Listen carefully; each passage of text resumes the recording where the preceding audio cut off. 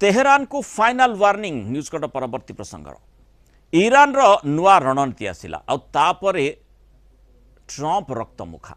दिने कि दुई दिन भितर ईरान उपरे पुणी प्रचंड हमला कराजिवो एभली ट्रंप चेतावनी देइछन्ति। अमेरिका आउ ईरान भितर तेणु टेंशन पुणी थरे बढ़ी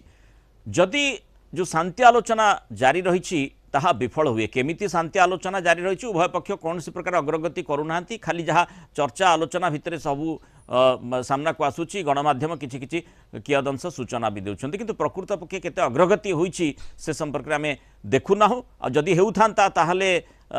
विश्व बजार रे जो भली आमे देखुचे जे तैल संकट वृद्धि पाइबारे लागी सेपटे हरमुज मध्य खोलु नाही माने विश्व समुदाय मध्य प्रभावित होउछन्ति अंतर्जातीय बजार रे तैल दर मध्य अशोधित तैल दर बढ़ी बढ़ी चली एभला स्थिति हेउ नथांता जदि युद्ध बाबद रे शांति आलोचना युद्ध को बंद करबा पय शांति आलोचना रे किछि अग्रगति होता किंतु सेठी शांति आलोचना किछि भी हेउ नाही कथाटी स्पष्ट तथापि अमेरिका आशा बोधवे करूछि किंतु सेठी